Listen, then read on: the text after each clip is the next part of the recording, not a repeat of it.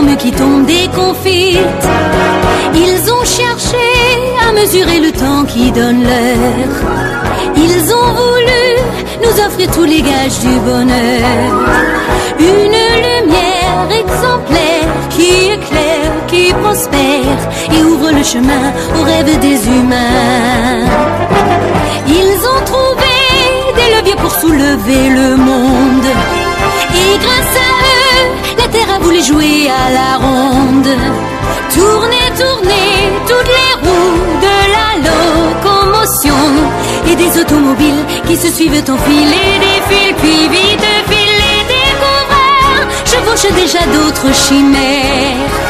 Pour que progresse dans la sagesse notre vieille terre. Les découvreurs. Les découvreurs.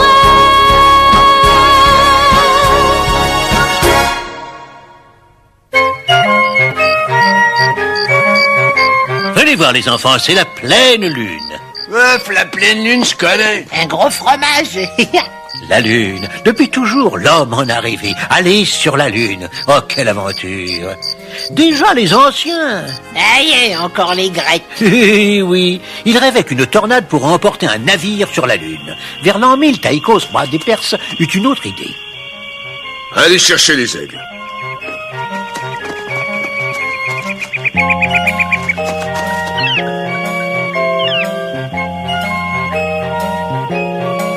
Bien, les gigots d'agneau.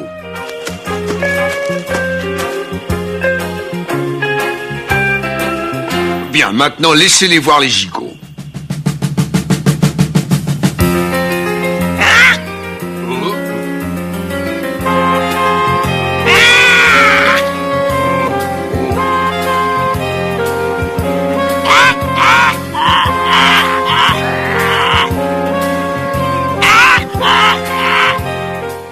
Encore plus haut. En 1609, Galilée observe la Lune au télescope. Des mers, des cratères, des montagnes.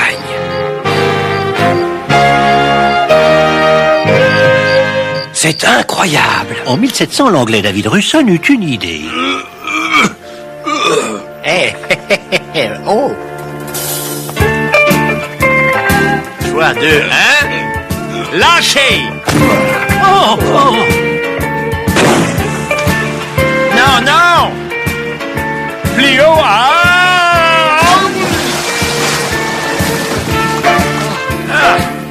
Même Jules Verne, le grand auteur de science-fiction, s'est attaqué à ce mythe.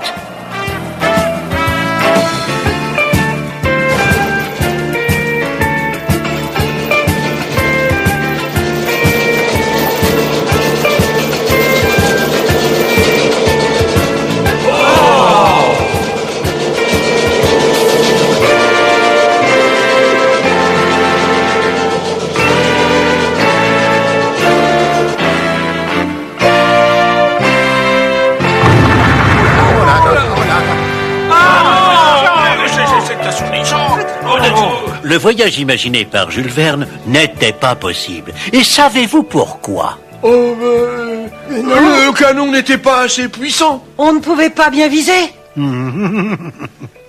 La Lune est trop loin. Oui, mais il y a une autre raison. Un coup de canon, c'est trop fort. L'obus part trop vite et les hommes à l'intérieur seraient écrasés. Oui, exactement. Dans l'état actuel de nos connaissances, il n'y a qu'un seul moyen pour envoyer des hommes dans l'espace. La fusée, le premier à l'avoir démontré, c'est un Russe, Konstantin Tsiolkovsky. La Lune est à 380 000 km de la Terre. Elle en fait le tour en 27 jours. Vous, qu'est-ce que j'ai dit? Et la Lune est loin. Oui, très loin. En tout cas, on peut pas y aller. Alors... Bon, alors qui m'a écouté? Constantin? La Lune est à 380 000 km. Alors un jour, l'homme pourra y aller. Pour la distance, vous avez raison, Constantin. Mais comment irions-nous sur la Lune? En fusée, monsieur. Déjà, Jules Verne essayait de...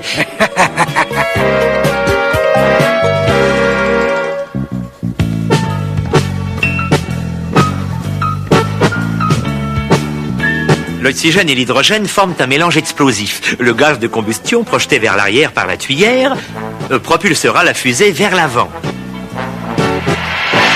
Tsiolkovsky avait tout découvert, tout calculé, mais comme d'habitude, personne ne voulait l'écouter. Quelques années plus tard, un Américain, Robert Goddard, On va voir. Ça n'est pas encore ça, mais j'y arriverai. Oh!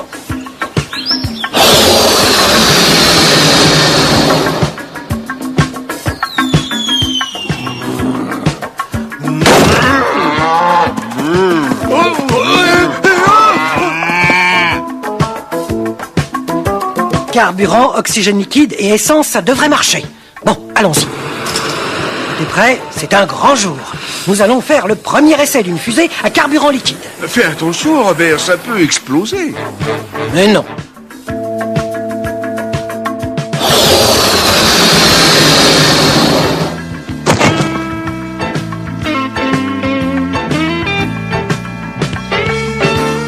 Là, 2, 1... Les fusées de Goddard, leur carburant liquide, représentent un événement dans l'histoire de l'astronautique. Pourtant, Goddard restera inconnu. Entre-temps, en Europe... Nous sommes prêts pour l'essai.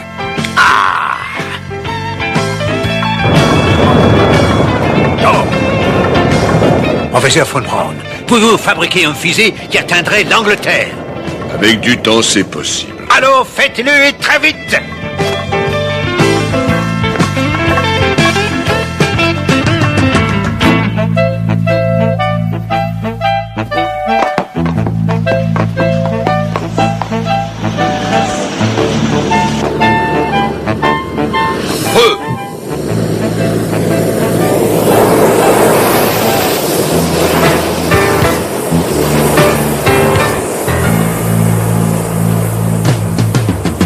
Monsieur von Braun? Alors cette fusée peut-elle atteindre l'Angleterre? Elle a une portée de plus de 300 km. Un gyroscope, un système de direction. Oui, alors allez-y! Mise à feu!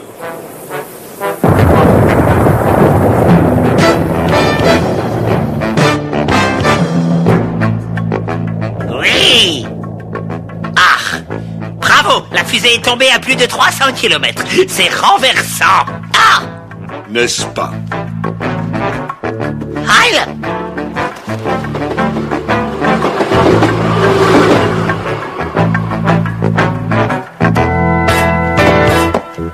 Prêt, mein Général? Mise à feu! Direction Londres!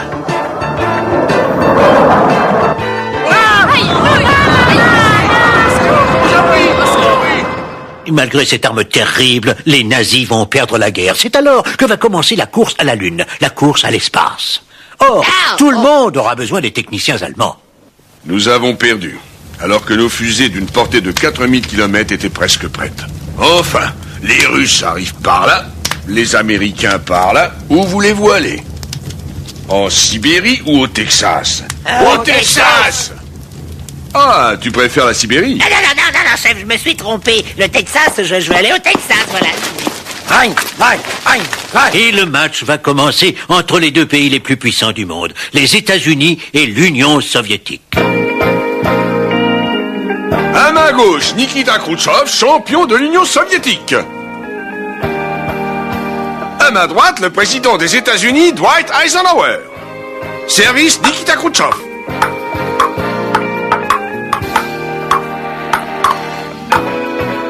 Oh!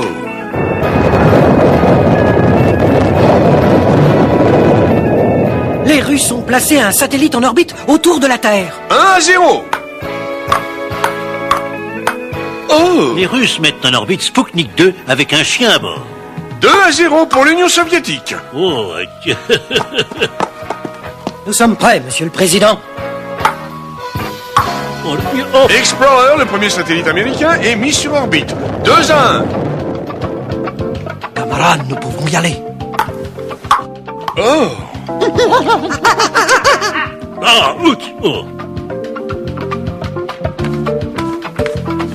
Les premières photos de la face cachée de la Lune. Regardez ça. 4-1 en faveur de l'Union soviétique. Service Khrouchtchev. À ma droite, le nouveau champion des États-Unis, John Kennedy. 7-2 en faveur des Russes. Ouch! Oh, God, yes. Encore 2 points pour l'Union soviétique. Gagarin et Titov, les premiers hommes en orbite dans l'espace. 2 vols américains sont mis sur orbite. 2 petits points. 9-4 pour les Russes.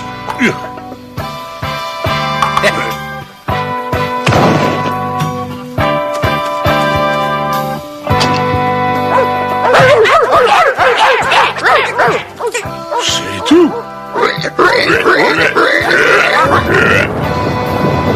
3 astronautes américains en orbite et Mariner en route pour Vénus. La première femme dans l'espace, une Russe, Valentina Tereshkova. Et l'Américain Gordon Cooper qui fait 22 fois le tour de la Terre. Le nouveau champion américain, Lyndon Johnson. Moi, mais qu'est-ce que tu veux, camarade Léonide?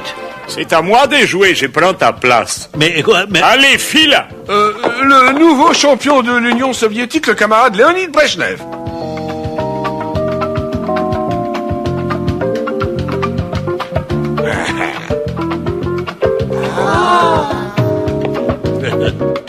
J'ai pensé que ces photographies de la Lune vous feraient plaisir. Nous venons de les prendre avec notre satellite en orbite lunaire.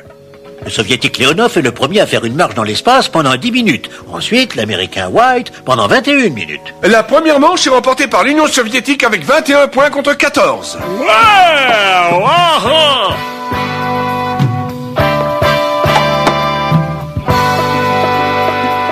Pardon, vous permettez, merci beaucoup.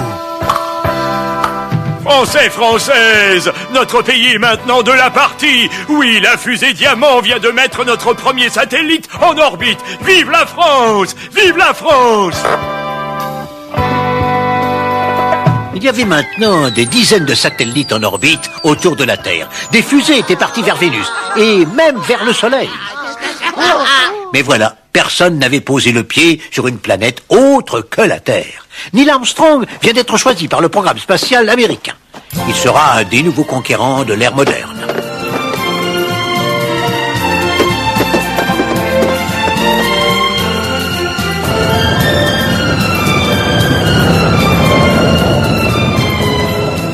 La fusée Agena. Il faut s'en approcher et l'accoster. Prépare l'accrochage. Manœuvre réussie. Nous sommes stables.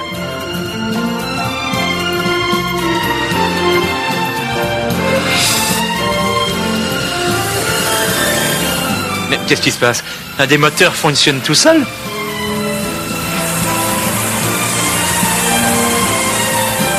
Nous tournons comme une toupie. Il faut décrocher. Ah, il faut que j'y arrive, sinon nous sommes perdus.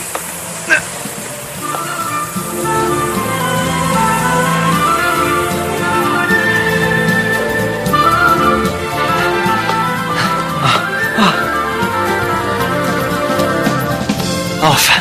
Bravo, Neil. Rentrez dès que vous pouvez. Oui, nous approchons du Pacifique. On est un peu secoués. Rentrez dans l'atmosphère. Ça chauffe, mais tout est OK. Les parachutes.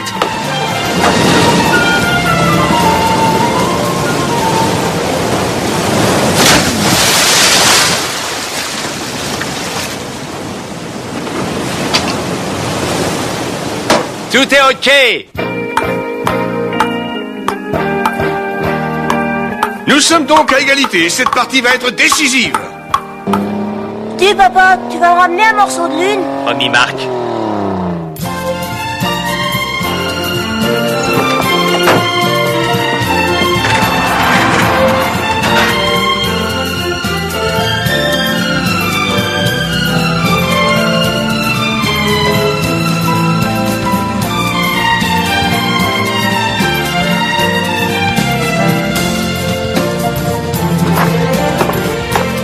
Départ dans 5 heures. Il est temps de se lever.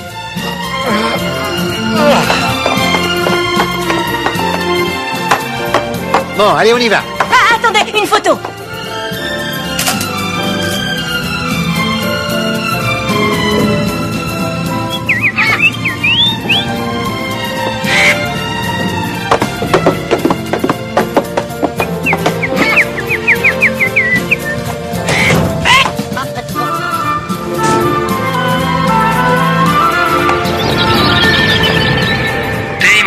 60 secondes. 55 secondes. Battement de cœur 75 à la minute. 80, 82. 20 secondes. Les astronautes vont bien. 15 secondes. 9, 8, 7. Allumage des moteurs. 6, 5, 4, 3, 2, 1, 0.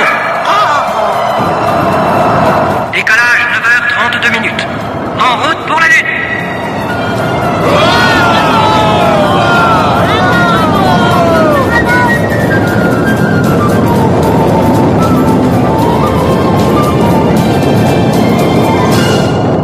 Minutes. Attention, larguez le premier étage. Et la tour de sauvetage. Altitude 150 km. Vitesse 19 000 km/h. Attention, séparation du deuxième étage. Allumage du troisième étage pour mise en orbite autour de la Terre. Attention, entrée en orbite. Altitude 800 km. Arrêt pour zéro gravité. Coupez les moteurs. En orbite autour de la Terre. Regardez! Remise en marche des moteurs. Direction Lune. Attention, la gravité! 1, 2, 3, coupez les moteurs. Larguez le troisième étage. Maintenant, manœuvre de retournement et arrimage du module lunaire, l'Aigle. Manœuvre terminée. L'Aigle est accroché au module de commande. Si ça continue, le soleil va nous rôtir comme des poulets. Michael, fais tourner Columbus tout doucement. 3 tours par heure.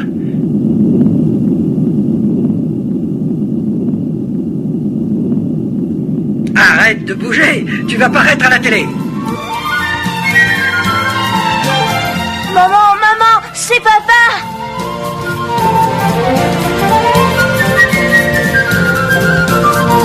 Voici l'étoile Polaris, Sirius, Vega. L'ordinateur fait le point. Nous sommes à 256 000 km de la Terre. On va dormir un peu. Regardez ça. Vous êtes dans le champ d'attraction de la Lune. Vous devez accélérer. La Lune à 1500 km. Vous allez disparaître derrière la face cachée de la Lune. Allumage du moteur pour mise en orbite lunaire. Vitesse 8000 km/h. 7000, 6000, 5800. Vous êtes en orbite. Vérification des systèmes de l'Aigle. Buzz, allons-y.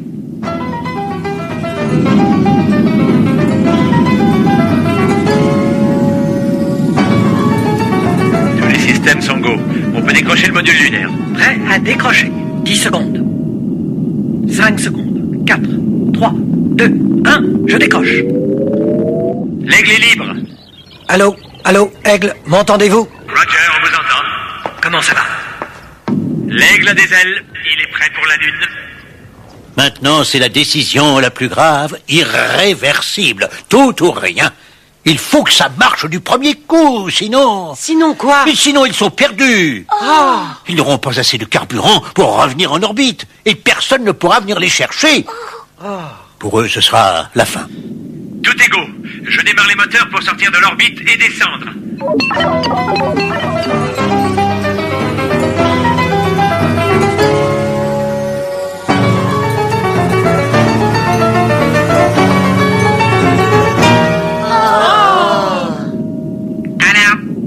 Alarme 1202, 1202.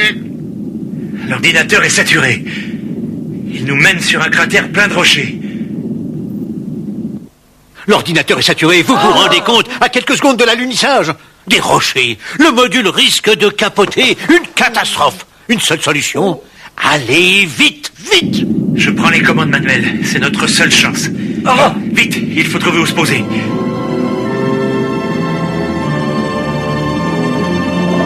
Un peu plus loin, on dirait, oui, on dirait que ça va. Allons-y, pas le choix. Il nous reste juste assez de carburant. Oh, non. Un peu plus à droite. Là, c'est bon. Quelle poussière, on n'y voit rien. On va toucher. On touche, coupe les moteurs. Ici, base de la tranquillité. L'Aigle s'est posé. Allô, Où êtes-vous? Base de la tranquillité. Parce qu'on a bigrement besoin d'être tranquille un moment. Vos coordonnées? On ne sait pas. On a un peu dévié du chemin prévu. Comment? Vous ne savez pas? Non. Allô, Collins, vous m'entendez? Je vous entends. Où sont vos coéquipiers? Ils sont sur la Lune. Mais où exactement? Je ne les vois pas. Gardez le contact, Collins. Je ne peux pas, je vais passer de l'autre côté de la Lune. Allô, Collins, répondez. Collins, répondez. Mais ce n'est pas la peine, il est derrière la Lune. Il ne nous entend pas, voyons. Vous vous rendez compte? On les a perdus sur la Lune. Les cartes, vite.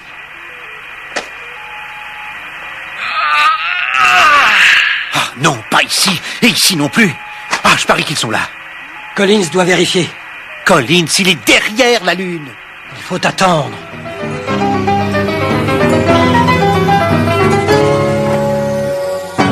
Oh là là là là là. Allô, ici Columbus, vous m'entendez? Oui, Collins, oui, on vous entend. Et vous? 5 sur 5. Bon, alors vérifiez. On pense qu'ils sont près du cratère ouest, à 400 ou 500 mètres. Vous êtes sûr? Ben non, on n'est pas sûr. Ok, je les cherche. On devrait se raser un de ces jours, non? Allez, en attendant au travail, vérification complète. Tous les systèmes sont go. Circuit électrique, pression oxygène, climatisation, transmission TV. Oh, mais le sac dorsal? Bien sûr, c'est notre vie sur la Lune. C'est notre respiration.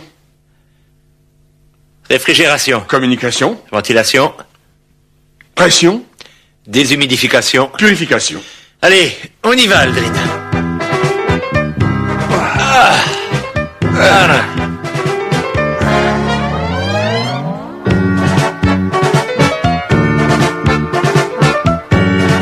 Dépressurisation. On peut ouvrir maintenant, tout est ok. Attends une seconde, encore trop de pression. Maintenant, on peut y aller.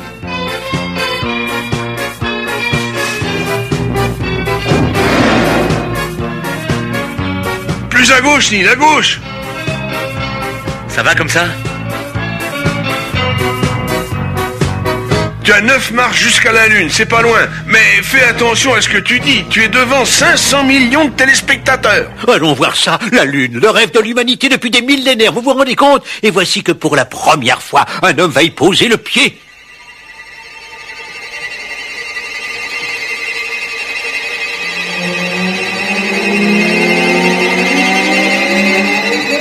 Je devais dire quelque chose, mais j'ai oublié. Zut. Ah oui, j'avais pensé... Oui, voilà. C'est un petit pas pour l'homme, mais un grand pas pour l'humanité. Il aurait pu trouver mieux, tu crois pas? Dans le monde entier, des centaines de millions de spectateurs ont les yeux fixés sur l'écran de leur télévision. Des Américains, des Russes, des Chinois, des Indiens, des Esquimaux, des Africains, des Papous, des Français, des Italiens. Oh.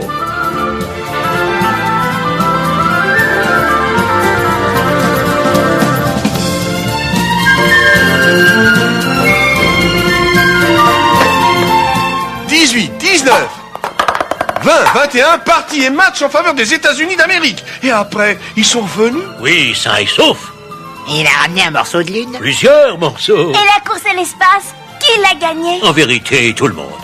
Après le match à la Lune, de nombreux pays ont décidé de travailler ensemble pour la conquête de l'espace. Et elle est en cours. Les astronautes de demain, ce sera peut-être vous, les enfants.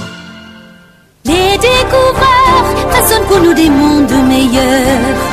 L'œil vers le ciel, leurs pensées vagabondent ailleurs. Tourne-manège des étoiles, des planètes, des comètes. Voici que l'homme décolle, il va quitter le sol. Mes paroles, c'est qu'il s'envole. Demain, ils nous mèneront vers d'autres firmaments. Car pour l'homme, n'en est qu'au début de son roman. Les découvreurs